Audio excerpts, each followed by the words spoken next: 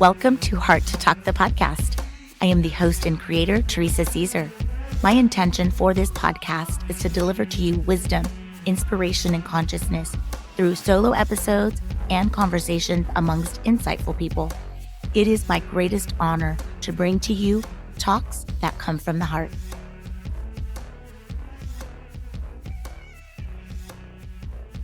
Welcome, amazing listeners. Today, I have the absolute pleasure of welcoming an extraordinary soul and talented artist, Kimberly Witort. Kimberly is a seasoned photographer with over 20 years of experience, specializing in headshots, personal branding, high school seniors, families, and her signature As You Are sessions. Photography has been the constant in her life, an intimate companion through heartbreaks, transformation, and healing. Today, she offers deeply human and honest sessions that focus on capturing people exactly as they are. No glam, no pretense, just truth. Through this work, she has not only rebuilt her business, but also rediscovered herself. Her mission is simple yet powerful: to create a space where others feel safe enough to be seen, truly seen. Friends, I am so excited to bring to you my conversation with Kimberly Witort.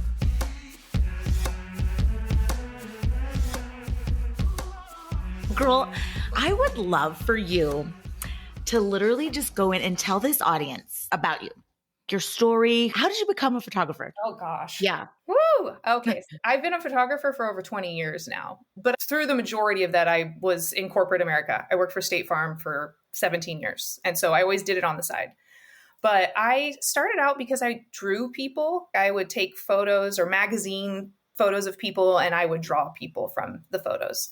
But I just was like, I really want to this is instant gratification, being able to photograph someone versus drawing someone, right? And so I just started photographing my friends' kids and kind of the same as most photographers. And then you like photograph babies and then you photograph weddings and then you do this. And then I've done it all. I've done weddings, I've done the newborns, I've done pets, and people are my specialty. It just grew from there. It just was like kind of an obsession. And I self-taught through YouTube and trial and error. But I've put my camera down several times because of life events, breakups, and things like moving and restarting my life over. And it's been different each time that I've re-entered the world of photography. And this time was definitely, it was kind of a begrudging process. I moved here after a divorce, a really painful divorce. I just wanted to leave everything behind. My parents had moved here shortly before me, so I had, my parents to kind of soft place to land, and I'm so grateful for that. So I was able to take time off and walk in the desert and dance in freaking the monsoon season, and which was amazing. And so, but then real life kicks in, and I'm like, okay, what kind of life am I going to create? The last thing I wanted to do was photography. I just was so burnt out emotionally. I just wanted a 9-to-5 where I could just go to work and just come home. I learned how to do stained glass in that whole time. And I was like, I just want to come home, do stained glass and tinker around with my plants. But I just wasn't going to be able to do it financially, like long term. And so photography was my best bet for financial stability and success and growth. And I say begrudgingly because I was very emotionally burnt out. And so it was the thought of picking up the camera, because it's a very personal thing to photograph people. But once again, photography coming in and being, honestly, my longest term intimate relationship. You're like, we're back. Fine. We'll get back together. We're back together. For the long haul. Is it going to work out this time? And so I thought, okay, I'll just join some networking groups and meet people, because I didn't know anybody. And so I just kind of tried to pick up where I left off in Washington with my business, but I hadn't really picked up a camera in probably 2 years. And so it was very foreign. I was super rusty. I felt like I had to relearn everything. But I was like, okay, I'm just going to try and pick up where I left off and see what happens. So I was really just winging it. I just was like, I'm just going to do this. Photography, again, it's like the hand pushing me. And so meeting people and learning to trust people again and trust myself again, like that was the biggest thing. Like, when do you say no is this no a real no? Or am I just no because I'm scared and Mm, I don't want to do something, right? It's like same with a yes. Like you want it to be a real yes, not just because you want to please somebody. yeah. So learning that again, and I feel like I'm finally kind of getting to a much more grounded and confident place again, feeling a little bit more like myself. But I used to do like a full kind of magazine type experience where they come in, they get their hair and makeup done, like fancy clothes, and it just wasn't feeling like me anymore. It just didn't feel right. And years ago, I had dreamt about, I was like, gosh, it would be really cool just to shoot everything in black and white. Like I just loved that idea. I But I was love just like, that. that's crazy. No one's going to want that, you know? And I just happened to stumble upon a little workshop with this photographer, and she was doing sessions that she called As You Are sessions. And they're all in black and white. And I was like, oh my God, this is exactly what I wanted to do before. Like, this is a Yes. sign. Like, I have to follow this. I have to just see what's going to happen with this. So I end up reaching out to somebody and that I thought would be amazing in the experience and love the experience just to try it out and just see Mhm. how it felt. And then I had a videographer come in and take some video of it. And it was life changing. It was so easy, first of all. It just flowed. And the images were, oh my gosh, I squeal a lot when I get, Yes, you're I like, get a oh. picture that I love. The whole session was amazing. And then after we looked at the images together and everyone left, I started sobbing. I was just like crying because I was like, oh my gosh, this is exactly what I've been needing. And it just lit me up in a way that I thought I couldn't feel again. I thought I'd lost that. And so I've just been working on having more people come in and do it. Because at first, when I tell people about it, people are nervous. Like they don't. Yeah, they're like, what? But Maybe I should talk about what the process is. So what it is, it's you don't have to change anything about yourself to be worthy of being photographed. It's about photographing people as they show up in their everyday life. You know, you don't have to buy any special clothes. And it's not like no hair or makeup or anything like that. yeah. It's how you show up. So if you wear hair and makeup in your day, that's how you show up. And then there's no editing. I don't do any editing. It's Oh, all shot in black and white. And then after the session, we sit down together and we look through all the images. And I encourage my clients to like sit with the ones they don't like too. You're going to see ones where your face is weird and like you're seeing yeah. everything. I'm not culling anything. And it's so amazing to watch. It's different for every person and it's different for me, but it's like it feeds their souls in whatever way they need to be fed. And then I in turn get to be fed by it too. It's just, I almost feel guilty sometimes doing it because it's just amazing. You're like, I love it so much.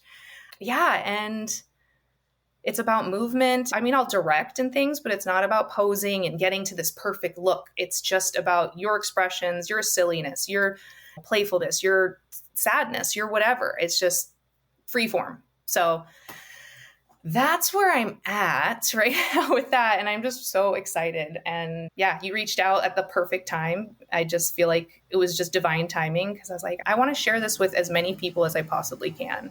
So oh, I think everyone needs to hear this because it's so unlike anything I've ever seen. You had mentioned that you have discovered yourself through photography, but it looks like this also helps others rediscover themselves.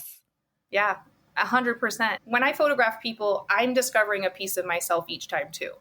I'm meeting them where they are and I'm seeing myself in them and their story. And it's just a beautiful exchange between people. And I'm just grateful that that it played out the way it did. Yes. I'm really excited about the work I'm creating. And that's huge. It took a long time for me to even be able to project myself into any kind of future. I just couldn't see.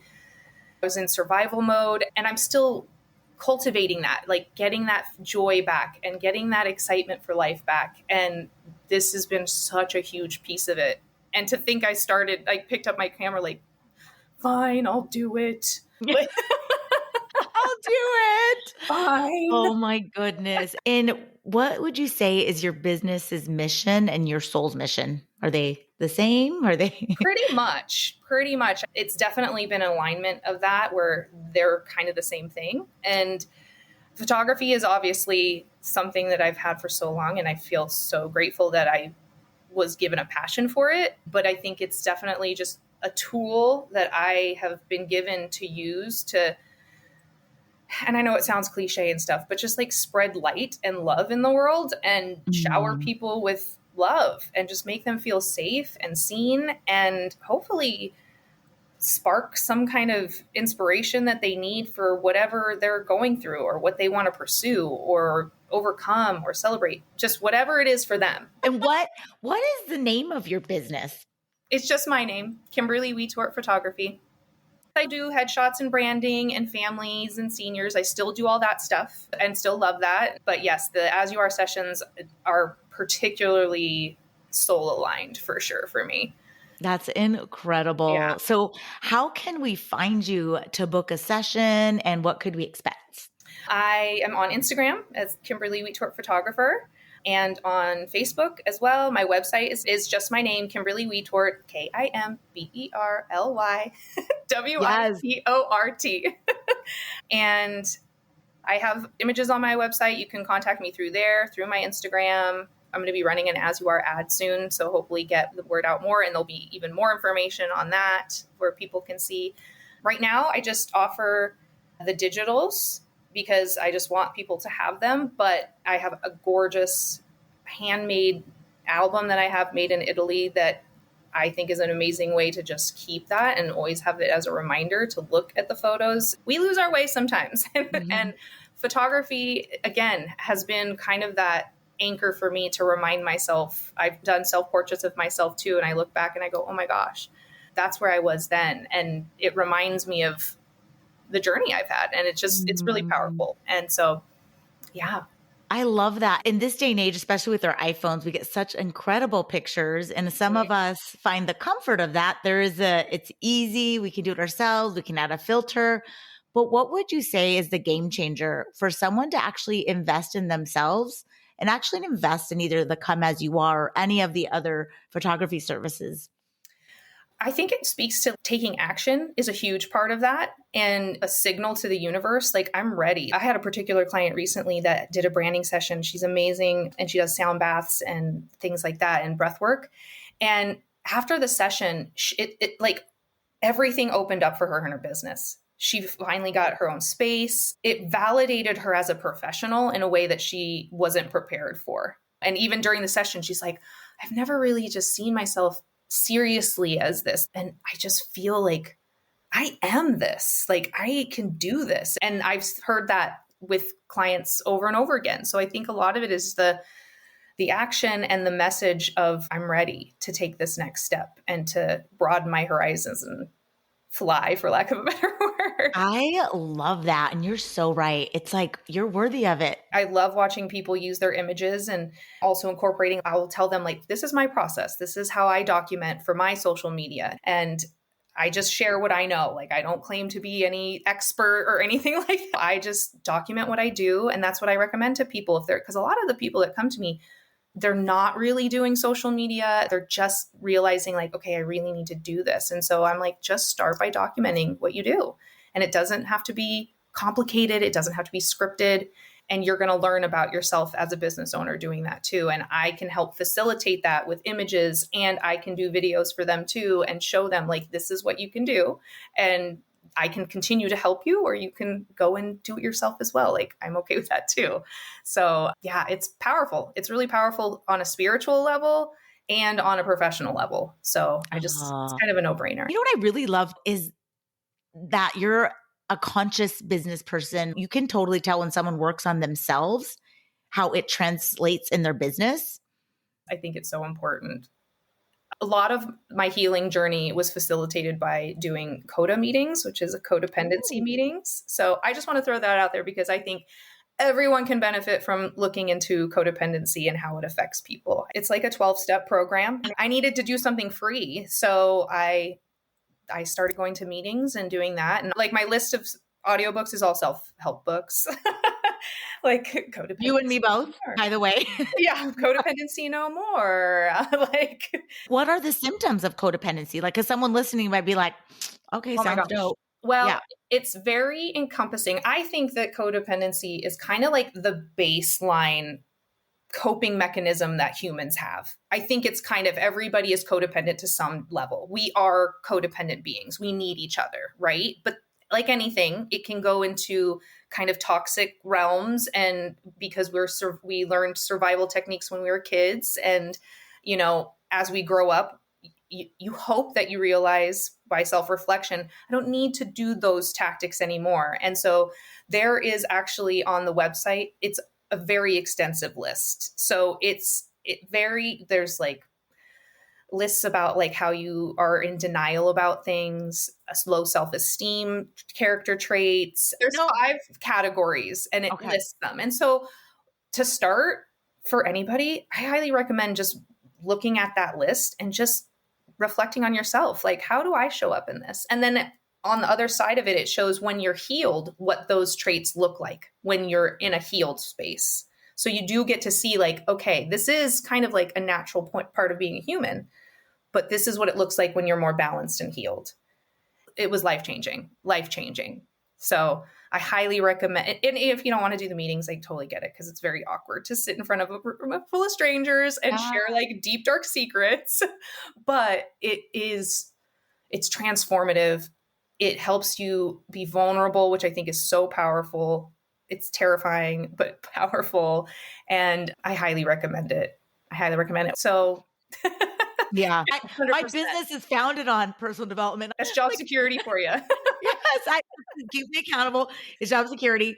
But it just with anything, you gotta like re-energize. You go to the gym once, it's not going to give you the results forever. And same thing with Yeah. like probably even in your business, the inspiration and motivation. It's like, what do I got to go to next?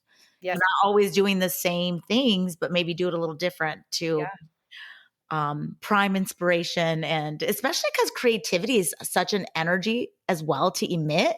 So growing for me, I cannot push out content if I am not behind it. Oh, Do you know what I'm talking about? My content ebbs and flows with consistency because of that very reason. Like, if I'm not feeling it, I'm not feeling it. So I've tried to just accept that about the process and not must post this many times or must do this. Yeah. Like I try to be more consistent. That's been a constant journey as a creative, to have the consistency and discipline. But at the same time, I can't force it. Whenever I've forced things in my life, just in general, not even in business, it's not really worked out that great. Yeah. Like, I allow things to come to me because those, I think, are the things that are truly meant for me. So, I can feel it, girl. You're just magnetic. So we're going to pivot to our closing questions, the traditional questions I ask every guest that comes on. And so the first one, Kimberly, what is your favorite book? I know you said you have a lot.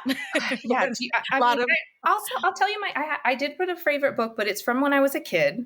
Okay. And it is called The Maze in the Heart of the Castle by Dorothy Gilman. And it is kind of like, it's a kid that goes kind of on a spiritual journey and discovery after his parents die. And it's kind of like fantasy I remember listening to it as a kid and I just absolutely loved it. So I'll stick with that one. Otherwise, it would just be a bunch of self-help books. I love that. Thank you so much for that. And then the second question, what is your favorite affirmation? I would say the thing that I probably have said the most to myself is trust the process. Trust the process and accept things as they are, not how I hope them to be. So live in reality, that. basically. I love that. And what do you want to be known for? Your legacy? Making people feel good about themselves, making them feel safe, and just making them feel safe and seen, and hopefully inspiring them to do something that they want to do and let go of anything holding them back. And just authenticity. I mean, that's really something I really strive for, to be totally myself and so people can be themselves. Oh, I love that. Oh, I just love you. All right. And the last one, what are you most proud of?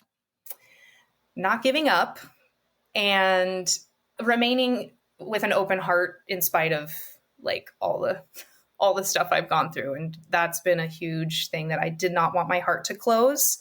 And I mean, it did. It did. Let's be real. It's shut. Yeah, it did. And did it have a lock on it? yeah, she's still in, she's still in protective mode a little bit, but working on it and not allowing that to stay stagnant. Like, I want to have an open heart through my life.